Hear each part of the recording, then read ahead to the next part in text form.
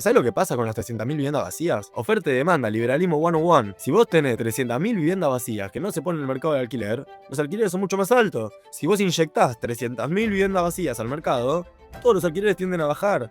El punto no es discutir si vos tenés derecho a ser dueño de lo que vos querés ser dueño, si vos no tenés derecho a ser dueño de lo que vos no querés ser dueño. El punto es discutir, seriamente, si vos tenés derecho a tener la vivienda vacía cuando hay gente durmiendo en la calle. Ahí es donde no logro yo, por lo menos desde mi punto de vista, no conectar los cables, y eso es lo que siempre me suena raro, que es ponerle que no la reventas la casa, poner que no se la agarras y le decís a las familias que no tienen, che, tomen, esto es para ustedes. Pero igualmente le decís al loco, bueno, ponelas a disposición. En cierto punto no estás invadiendo en mayor o menor medida el derecho privado de hacer lo que quiera el loco con la casa. Pero ¿por qué nos parece importante o más importante el derecho a hacer lo que quieras con algo que, como te decía hace un rato, eventualmente es un bien que va a perdurar en la comunidad cuando vos ya estés long dead, ¿viste? Cuando ya llegues mucho tiempo muerto, ese bien va a perdurar en la comunidad. ¿Y por qué tu derecho de hacer lo que quieras con eso va por encima del derecho de alguien a tener un techo? ¿Das otras cosas que tal vez a ustedes no los convencían tanto o harías diferente o hubieses hecho diferente? No, yo creo igual, cuando uno piensa la crítica, o sea, yo ahí no sé si lo veo como cosas que hizo mal el kirchnerismo, ¿eh? Em, o sea, yo creo que hay que tener mucha altura para cuestionar un proyecto que gobernó 12 años ininterrumpidamente y se fue con el 49% de la aprobación en las urnas. O sea, creo que sí, la política no se trata de hacer estatuas del pasado, sino en construir proyectos a futuro. Y creo que la política necesita una actualización constante. Creo que los proyectos todos los óleos se desvanecen en el aire, si querés, como decía Marx. Eh, los proyectos, y como decía Marx y cualquier persona que piensa, ¿no? Digo, todos los proyectos, todo en algún momento termina, en algún momento se desactualiza, las coyunturas cambian, y creo que parte de la necesidad de actualizar el proyecto del campo nacional y popular tiene que ver con repensar ciertas cosas, sobre todo ajustándolas al momento al que estamos viviendo ahora. O sea, yo no creo que el kirchnerismo haya tenido una visión errática de federalismo, creo que yo, siendo parte de una generación criada por el kirchnerismo, que no es lo mismo que la generación que produjo el kirchnerismo, eh, yo necesito un proyecto político que reivindique mi territorio. Capaz no era la necesidad y no era lo que hacía falta en el momento en el que el kirchnerismo se formó. No estoy diciendo que el kirchnerismo no haya tenido errores, tuvo un montón de cosas que salieron mal, eh, pero sí creo que cuando uno juzga un proyecto siempre vas a encontrar cosas que están mal. Creo que lo importante es, sobre todo, pensar por qué ese proyecto no está logrando hacer mella en determinados momentos históricos, ¿no? Y creo que eso es lo interesante. Vos, si me preguntás a mí, la gran crítica que yo tengo al kirchnerismo tiene más que ver con el kirchnerismo ahora, ¿no? O con el peronismo ahora, con el campo nacional y popular ahora.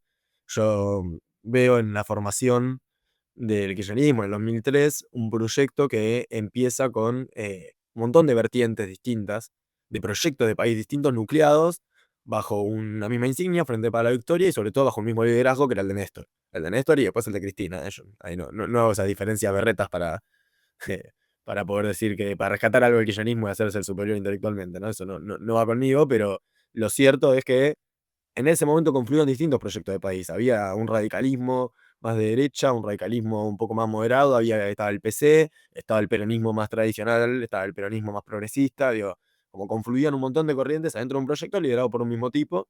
Eh, Creo que hoy no confluyen corrientes, no confluyen proyectos de país, ¿no? Confluyen espacios de poder, espacios de rosca. Cuando vos hablas de las diferencias que hay en la provincia de Buenos Aires, por ejemplo, a la hora de cerrar lista, no hay diferencias en términos programáticos, no estoy diciendo ninguna verdad revelada, ¿no? O sea, todos sabemos que no hay diferencias programáticas. Que lo que hay diferencias en términos de pertenencia, en términos de a quién le toca qué lugares. Y no están pensando cuántos lugares puedo meter para poder empujar la agenda programática hacia el lado que yo quiero, ¿no? La discusión es cuántos lugares puedo meter para mostrar cuánto valgo. Hay un narcisismo, ¿viste? Una cuestión del ego por detrás, de esa manera de construir política, una falta eh, de intención incluso de apuntar a que la política siga siendo una herramienta transformadora que no había al principio del kirchnerismo. Con respecto a programático, ¿te referís a básicamente un programa de proyectos y leyes para mejorar la ciudad en sí? ¿O a qué haces referencia con eso? No, yo no hablaba de la ciudad, hablaba más en general. Creo que si vas a la ciudad puntualmente, sí hay una visión más clara de lo que queremos hacer. De hecho, nosotros hemos escrito un programa de gobierno y hoy hay un conocimiento más real de qué es lo que queremos hacer con la ciudad. Y creo que en los distritos lo hay, capaz. Lo que no es de país. Y no lo pienso en términos de leyes solamente, o en términos es en términos incluso más filosóficos. ¿Qué mierda queremos hacer con la sociedad? ¿Qué valores le queremos transmitir a la sociedad? ¿Cuáles son los sís y los nos? con qué cosas vamos a ser inclaudicables y con qué cosas vamos a estar dispuestos a... Digo, cuando vos hablás de cuáles son las diferencias, no sé, entre el peronismo de izquierda y el peronismo de derecha, si querés, o entre los conservadores y los sectores más progresistas, o entre... Digo, son diferencias programáticas, son diferencias de proyecto de sociedad, ¿no? Digo, ¿qué valores querés que reinen? Eh, ¿A quiénes, contra quiénes vas a pelear? Fíjate una cosa, ¿qué es lo que tiene de mágico Milei, no? Yo ahí no coincido con esta idea de que Milei gana por las redes. O sea, Milei utiliza las redes, que son efectivamente el recurso que se le presentó y que podía utilizar alguien que no tenía ningún tipo de despliegue territorial, pero Milei no gana por las redes, Milei gana porque, a diferencia de todos los demás que estaban compitiendo en esas elecciones, el tipo tenía un proyecto. O sea, el tipo identificaba un responsable, falso, erróneo, absolutamente berreta, pero un responsable, en fin, de las problemáticas de la sociedad, sobre todo también de las problemáticas juveniles, le puso nombre, dijo la casta, el Estado, eh, dijo quiero hacer esto, quiero hacer aquello, estos son los valores, te pueden gustar más o menos, pero ordena, ¿me entendés? Ordena saber que el tipo que está viniendo a gobernarte te va a gobernar sobre esta vara, sobre estos valores, bueno, ¿qué mierda estamos militando? ¿Viste? En ese sentido, si bien yo sé lo que yo milito, el peronismo ha perdido eso, ¿me entendés? Sí, en ese sentido, mira, cuando vos hablabas de la falta de cierto punto de programa, de plantear valores y demás, yo decía, qué raro, porque más allá de lo que puedas pensar, o sea, más allá de que puedas estar de acuerdo o no, a mí Milei sí me parecía un tipo que por lo menos te planteaba eso. Por lo que entiendo, vos en él sí tal vez lo ves, más allá, ya te digo, de estar de acuerdo o no, en él sí lo ves, lo ves la carencia en el resto de la política. Claro, o sea, no en toda la política, ¿no? Hay honrosas excepciones por todos lados, pero. Y creo que hay personas que lo intentan más de una manera, más de otra. Sí, creo que a nivel nacional el peronismo no. Incluso cuando eso no está en el centro de la discusión.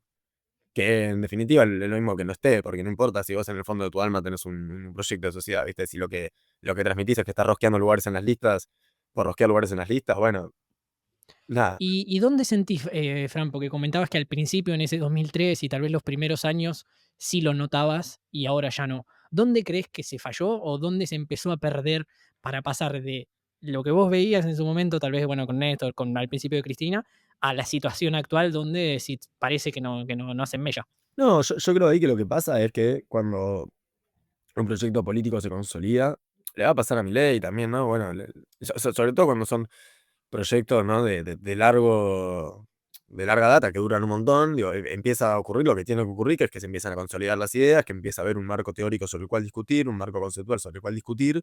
eh, no creo que nadie se pueda salvar de eso. No creo que.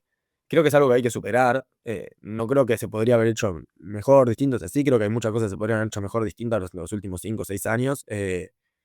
Sobre todo el manejo de las relaciones de poder internas, bueno, nada, pero es la crítica común, ¿no? No hay nada nuevo de vuelta para decir sobre eso. No es que yo tenga una opinión reveladora o distinta sobre el gobierno de Alberto, creo que ahí, digo, es evidente que hubo una crisis en términos de la administración del poder y la administración de la toma de decisiones. Ahora, el hecho de sacarse de encima, o poder generar una propuesta superadora, ¿no? Sacarse de encima el yugo de un proyecto que hoy en día ya no es coyuntural, bueno, es algo que te va a pasar siempre que tengas un proyecto exitoso. Porque ¿cuándo es el momento donde un proyecto deja? Ahora es evidente, ganó Milei, es evidente que el kirchnerismo necesita una actualización. Ahora ya no lo discute nadie.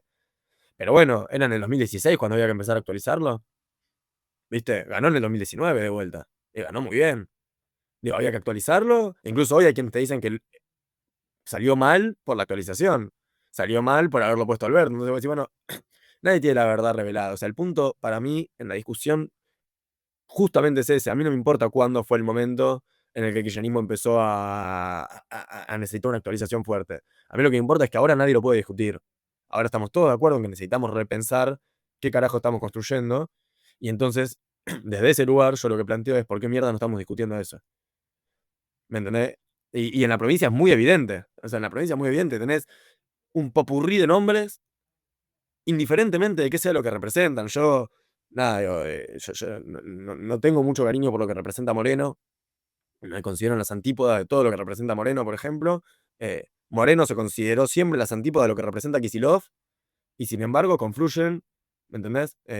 Y uno dice, Moreno salta y dice, ahora todo el mundo está hablando con la doctrina y leyendo los libros de Perón, mientras se abrazo con toda la gente que criticó toda su vida, y Axel lo mismo, ahora estamos haciendo el gobierno más kirchnerista de la historia, viste, estado presente, como, más allá de cuál me cae mejor, cuál me cae, digo, no hay un...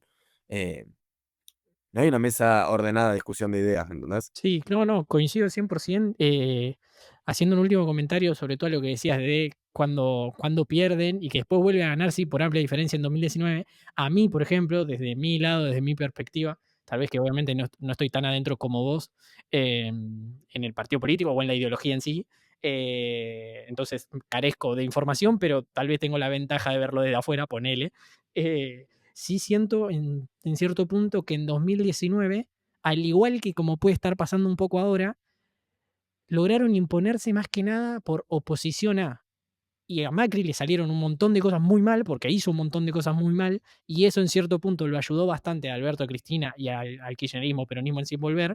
El tema es que ahora están en la misma situación, y creo que la ventaja de eso es estás como medio expectante y tal vez podés darte el lujo, entre comillas, de no hacerte ciertas preguntas, pero también te puede llegar a salir muy mal porque, por ejemplo, y suponiendo que le errás, suponiendo que tal vez a Milei o a La Libertad Avanza las cosas le salen relativamente bien o no le salen tan mal como a Macri, dependés 100% de eso, digamos. O sea, si la sociedad no se nota que está tan mal y vos no propones nada nuevo, tampoco te quedan muchas chances. Claro, es que para mí ahí, en eso que decís está la clave de todo, ¿no?